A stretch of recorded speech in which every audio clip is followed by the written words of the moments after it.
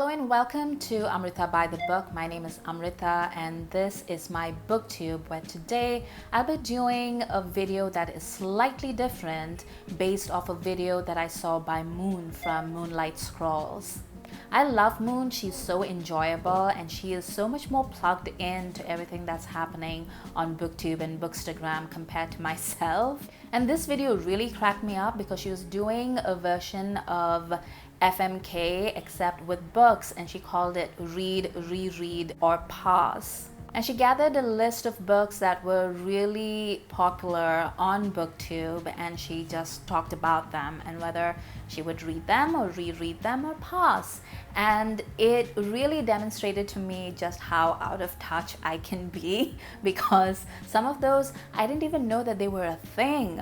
But anyway, I thought it was a great concept. I'm going to link down to her video below. You should check it out as well as her channel. And I'm going to use the list that she came up with because she knows better about these things than I do.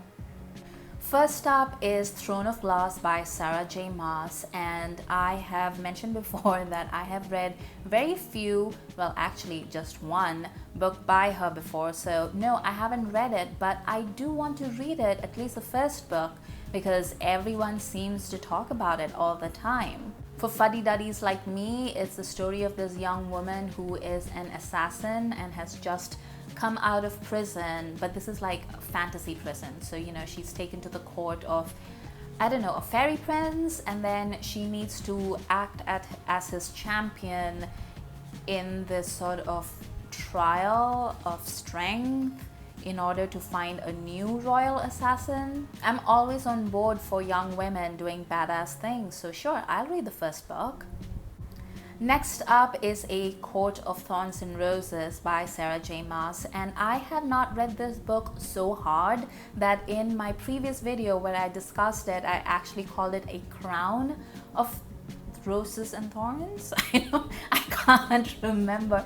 The title is literally 700 words long. What is wrong with you? Anyway, everyone loves it. Everyone is going to come for my throat if I make any fun of it. So I will read it, and if I like it, I'll talk about it. And if I don't, I will mind my peace because I don't need angry people knocking down my door. I'll probably enjoy it. I mean, I've enjoyed things that appear to be far less well written. So yeah, sure, I'll read it.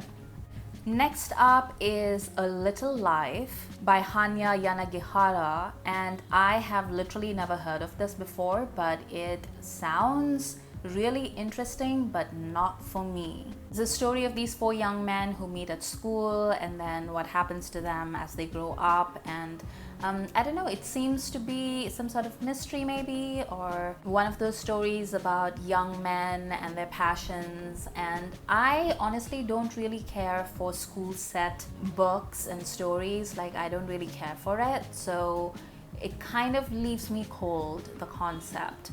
But I can see how this would be a big favorite for a lot of people, but I'm gonna say pass.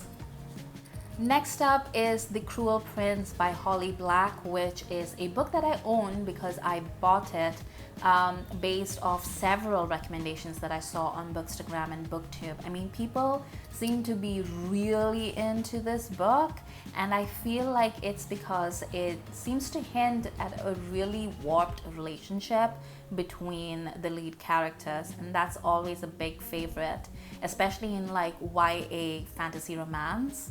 And that's not a slam. I used to be a teen that was really into vampire romances, so you know, I get it. Cruel fairies are any day better than vampires. Good for you. I'm going to definitely read this.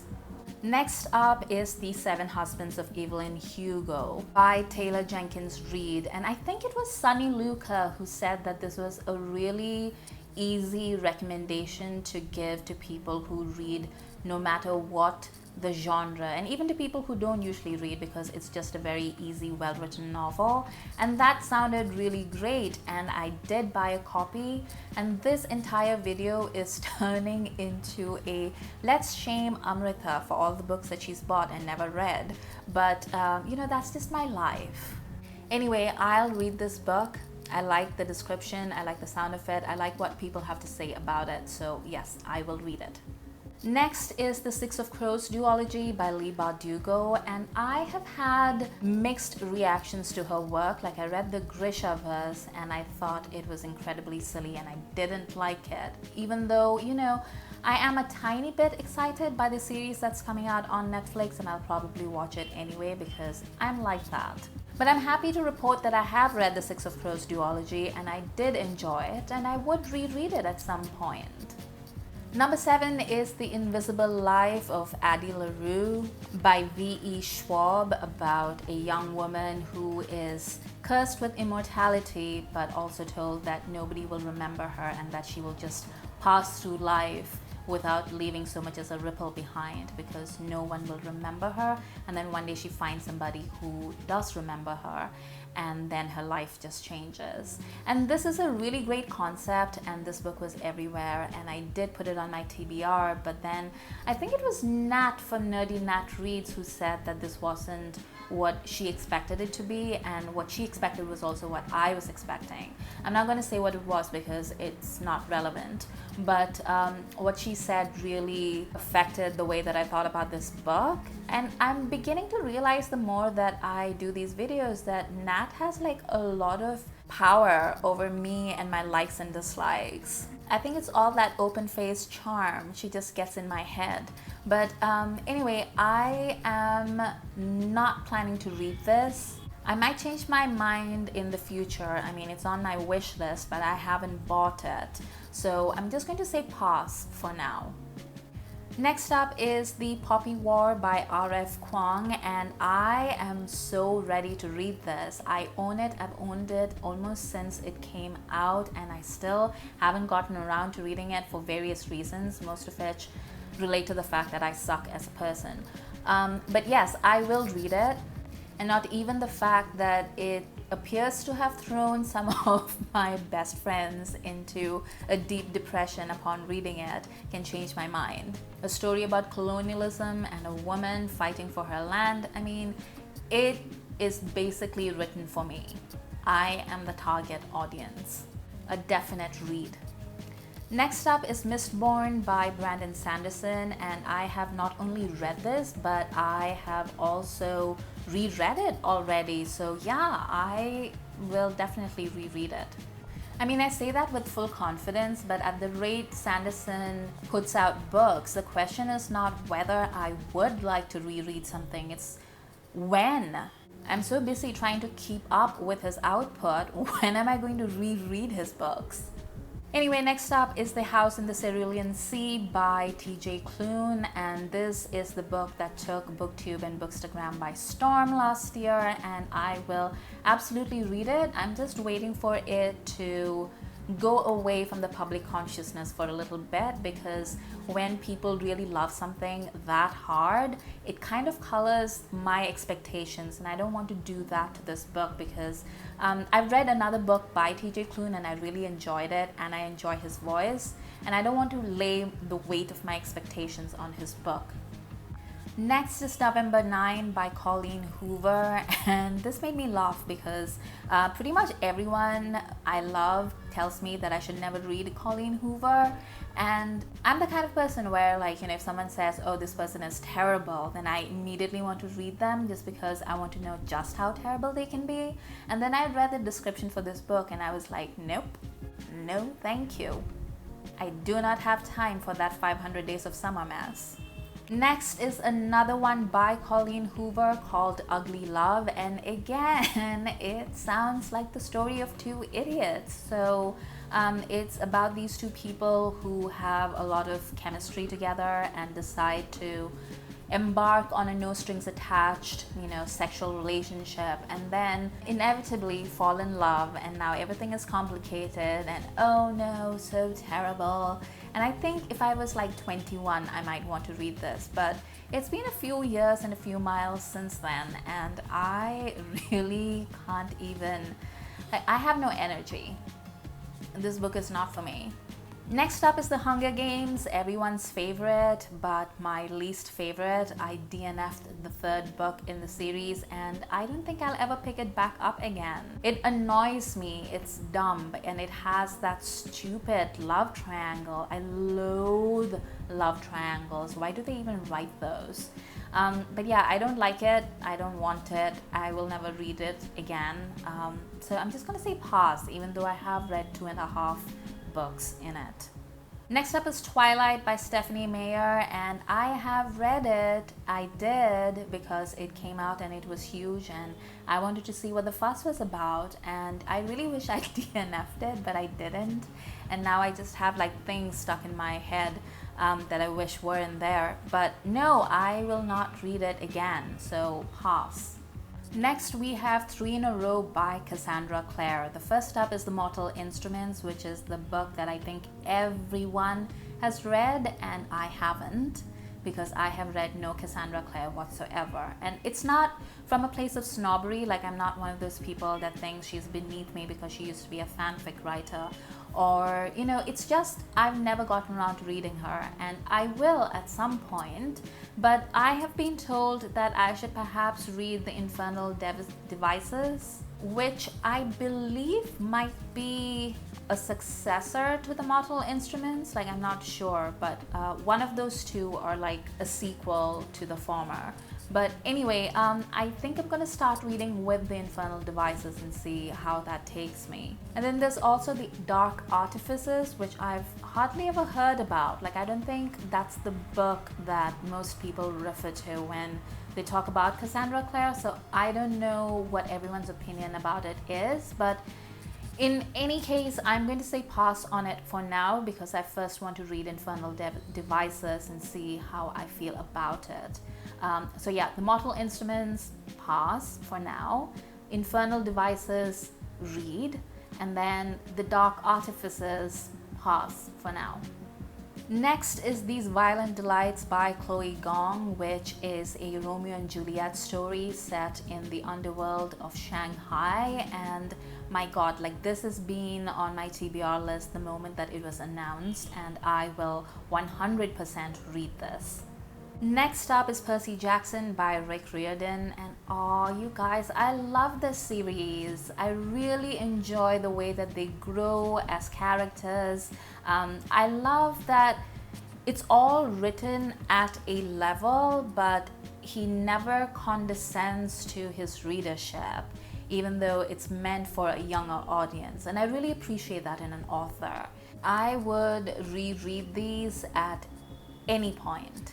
Next is A Darker Shade of Magic by V.E. Schwab, and this was the one that I was going to read first by her, and then a friend of mine convinced me to read Vicious instead, and I enjoyed it very much. So yeah, I will read A Darker Shade of Magic at some point. Next up is The Secret History by Donna Tartt, and again, this is one of those dark shenanigans at boarding school kind of stories, and I couldn't care less, you guys, I'm sorry. So it's a pass from me, but I can see why people would love it if they were into, you know, young people at boarding school getting up to all sorts. Number 22 is the Grisha trilogy by LEIGH BARDUGO, and I have read it, or at least I've read the first book in the series, and it was dumb. I'm sorry. I know people really love it, but it honestly was not for me. It starts with the fact that the big bad villain in the series is called the Darkling, and I keep thinking of him as the Dorkling, and I can't get over it. I really like Alina, but I don't like anyone else in that series, and I don't know, maybe it improves in book 2 and 3. If it does, let me know, and maybe I'll read it in the future, but as it stands right now, pass. No thank you.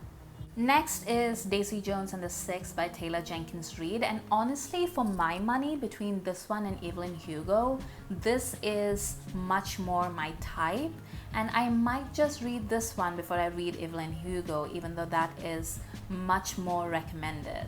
So yes, a definite read. Next up is After by Anne Todd, and I know that this is supposed to be fan fiction. I'm not sure of what, But I have to say the description of the two characters and their central conflict just makes me want to slap the dude right across the face and then like give the girl a shake and be like, get some self-esteem. And it has nothing to do with the fact that this is fanfic, it's just a trope that I find incredibly annoying.